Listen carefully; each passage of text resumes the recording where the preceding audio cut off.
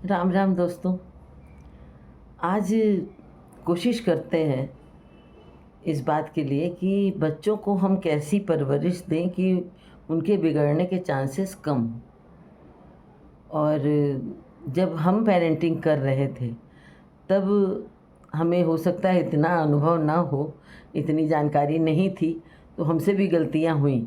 लेकिन कहते हैं ना, इंसान गलतियों से ही सीखता है। तो अब हमारे पास इतना अनुभव है, हम जैसे बड़े लोग जो हैं उनके पास इतना अनुभव है कि वो हम अपने बच्चों को ये बता सकें, जो गलती हमने की वो तुम मत करना। और ये हम पर्टिकुलर अपने लिए नहीं कह रहे, हम सबके लिए कह रहे हैं। भगवान की दया से मेरे बच्चे बहुत अच्छे हैं और बहुत अच्छा संस्कार है उनके में, उन्होंने लिया बहुत अच्छे से है। हम क्या दे सके वो नहीं जानते, लेकिन उन्होंने लिया बहुत अच्छे से है। तो मेरा मतलब ये है कि हमें ये कोशिश करनी चाहिए कि बच्चों में संस्कार ऐसे पड़ें कि वो कहते हैं ना, जब कोई बच्चा व्यवहार करता है या कोई इंसान व्यवहार करता है तो पता चलता है कि ये कैसे परिवार का है, ये कैसी परवरिश हुई है इसकी, कैसे संस्कार मिले हैं। और ये सबसे पहले लोगों को लगता है कि कैसे माँ बाप थे या कितने अच्छे माता पिता रहे, उन्होंने इतना अच्छा संस्कार दिया। तो बच्चों के व्यवहार से ही हमारी नाक कटती है या ऊंची होती है। तो परवरिश के टाइम में हमें बहुत ज़्यादा सोच करके और जागरूक हो करके काम करना चाहिए। जैसे प्रोजेक्ट पर वर्क करते हैं ना, वैसे ही। और पहले तो बड़े बड़े परिवार थे, ज़्यादा बच्चे होते थे, तो थोड़ा सा टफ था। लेकिन तब भी जॉइंट फैमिली में मिलजुल करके पेरेंटिंग ठोक पीट के हो जाती थी अच्छे से। लेकिन अब सबके एक एक बच्चे हैं, तो लोग बहुत ज़्यादा साइकोलॉजिकली डीलिंग और ये सब करते हैं, जबकि उसका फ़ायदा कम, मेरे हिसाब से उसका नुकसान ज़्यादा होता है। क्योंकि पहले डिप्रेशन के केसेस नहीं होते थे, अब बहुत होते हैं। पहले किसी को बहुत ज़्यादा बेइज्जती नहीं लगती थी, क्योंकि उनकी ठोक पीट होती रहती थी, उनको बिगड़ पड़ती रहती थी, तो उनको आदत थी कि गलत काम करेंगे तो मेरी बेइज्जती होगी। अब वो चीज़ नहीं है, उससे बच्चे बेइज्जती सहने वाले नहीं बनते हैं। तो ये देखते हैं कि परवरिश या संस्कार कैसे किए दिए जाते हैं बच्चों को।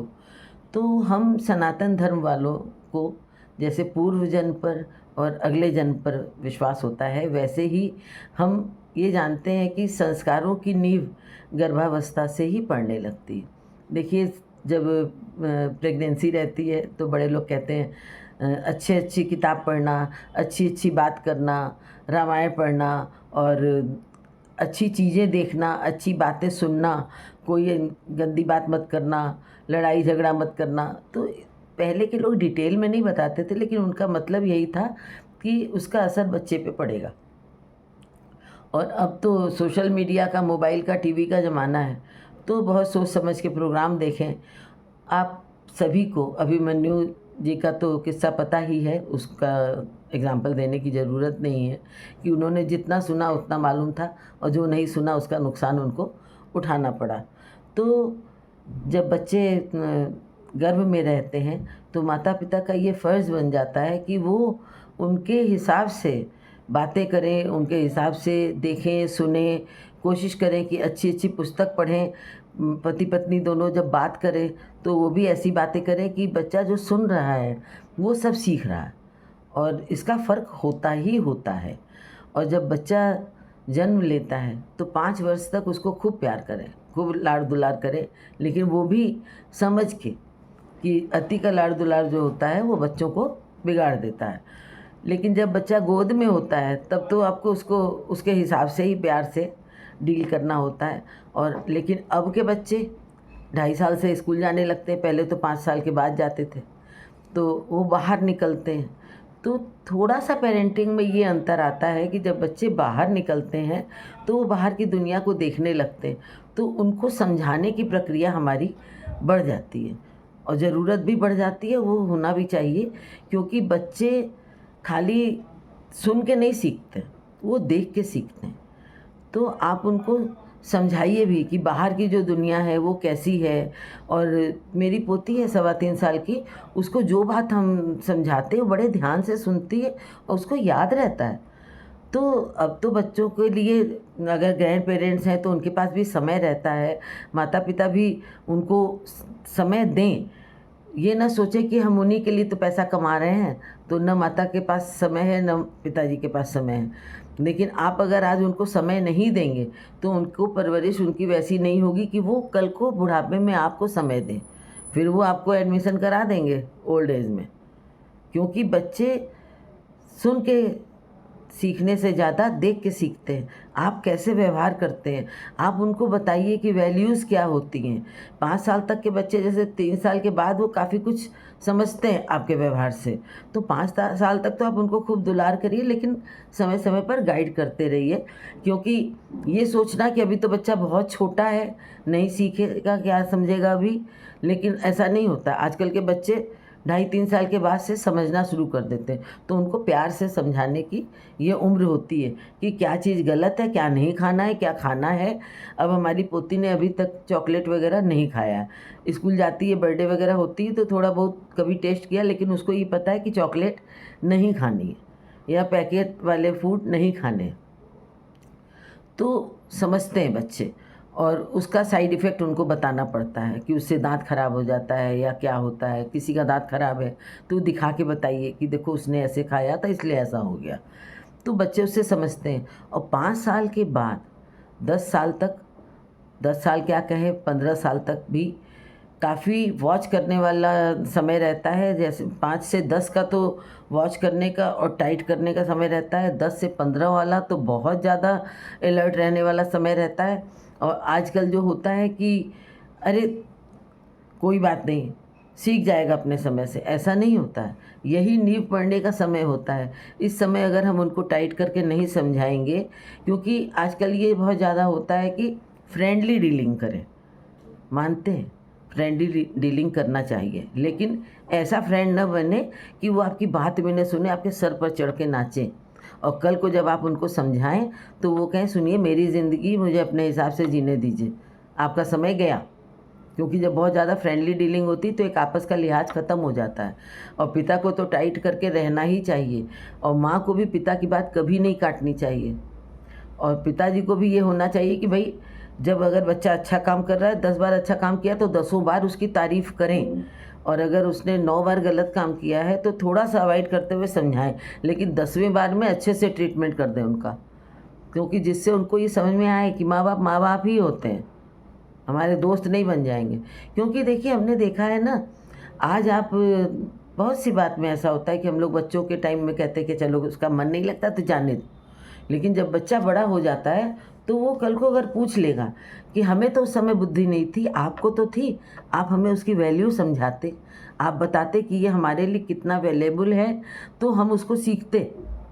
क्योंकि जो हमने सीखा है अपने बड़ों से वो हमें ज़रूर ट्रांसफ़र करना चाहिए। क्योंकि बच्चों को मेरा नेचर, मेरा सिद्धांत, मेरी प्रतिष्ठा के प्रति कितनी जागरूकता है कि हमें अपनी प्रतिष्ठा, अपने परिवार की प्रतिष्ठा सब चीज़ के ऊपर है। आज लोग कहते हैं कि सबसे बड़ा रोग क्या कहेंगे लोग, ऐसी बात नहीं होती है। लोगों के कहने का एक लिमिट तक ज़रूर ध्यान रखना चाहिए, जिससे आपको समाज में रहना आता है। आप समाज में रह रहे हैं, जंगल में नहीं रह रहे हैं कि आप अपने हिसाब से जंगल के कानून के हिसाब से रहेंगे। समाज में रहने के लिए सामाजिक मर्यादा के साथ रहना होता है। जो काम हम कमरे के अंदर करते हैं अगर हम बाहर करने लगें तो वो असामाजिक होता है।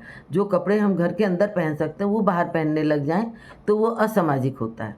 आप किसी फंक्शन में जाते हैं तो उस हिसाब से तैयार होते हैं, क्योंकि हर चीज़ वक्त के हिसाब से और स्थान के हिसाब से ही अच्छी होती है।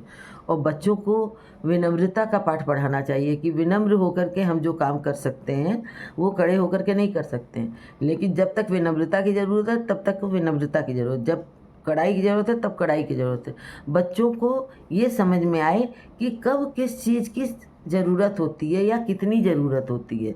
आप अगर बात करेंगे, क्योंकि बड़ों की बात करना जो होती है वो किसी भी स्कूल से ज़्यादा समझ में आती है बच्चों को, खास करके 10 साल के बाद से। माता को और पिता को, दोनों को, बच्चों को हफ्ते में एक दिन ऐसा बनाना चाहिए कि बच्चों के संग पूरा टाइम स्पेंड करें, उनसे बातें करें, अपना वैल्यूज़ अपनी बताएं उनको ये न लगे कि आपने खाली उनको पैसा दे दिया। वो आपकी इसलिए इज़्ज़त नहीं करेंगे कि आप उनके माता पिता हैं। वो आपकी इज़्ज़त, आपकी जानकारी, आपकी नॉलेज, आपके हिसाब से बात करेंगे, उस हिसाब से वो इज़्ज़त करेंगे। नहीं तो वो कंपेयर करने लगते हैं कि उसके पेरेंट्स को तो इतना आता, आपको तो नहीं आता। जबकि आपको आता है, लेकिन आपके पास टाइम नहीं कि आप अपने बच्चों को बता सकें, और आप जो हैं उनके लिए कमाने में लगे। लेकिन कमाई से ज़्यादा आपकी कमाई ये है कि बच्चे ऐसे तैयार हों कि एक अच्छे इंसान भी हों, एक अच्छी संतान भी बने, आपका परिचय वो दें कि वो किस माँ बाप की औलाद हैं। तो क्योंकि आपका परिचय आपके पेरेंट्स के हिसाब से होता है। लोग कहते हैं कि भाई ये उनके घर की संतान है, ये तो अच्छे होंगे ही होंगे। पहले लड़कियों की शादी की बातें चलती थी तो लोग ये पूछते थे कि किस परिवार के हैं। हमारे दादाजी के नाम से हो जाता था कि अरे उनके यहाँ की लड़की है तो ज़रूर अच्छी होगी। मेरे पापा का नाम भी ऐसा ही रहा, आज उनकी पोतियों की शादी अरे वकील साहब की, ऐसे करके होता है। तो ये एक आपका परिचय है कि उनको गए तो सालों बीत गया, लेकिन उनके सिद्धांत, उनकी वैल्यूज़, उनका नेचर, वो सब आज भी है, एक स्थान बना हुआ है। तो अपना वो स्थान बनाएं कि आपके बच्चों के ऊपर भी वो प्रभाव डालें और समाज में भी प्रभाव डालें। आपके बच्चे वैसे बने। ज़रूरी नहीं कि आज जो समाज में चल रहा है वही माने। वो गलत है तो गलत है, लेकिन वो गलत क्यों है ये आपको बच्चों को बताना होगा। और ये वीडियो तो इतना लंबा हो सकता है कि उसमें मतलब हो सकता है कि भाई आप पूरा अपना देखें भी ना, लेकिन बहुत ज़रूरी है कि हम उन चीज़ों का ध्यान रखें कि बच्चे बिगड़े ना। और हो सकता है इस वीडियो का हम नेक्स्ट पार्ट भी बनाएं। लेकिन ये वीडियो कैसा लगा, आपने पूरा अगर देखा हो तो ज़रूर बताएं कि कैसा लगा, और इसमें से क्या बातें आपको अच्छी लगी, क्या गलत लगी, ज़रूर बताइएगा। राम राम।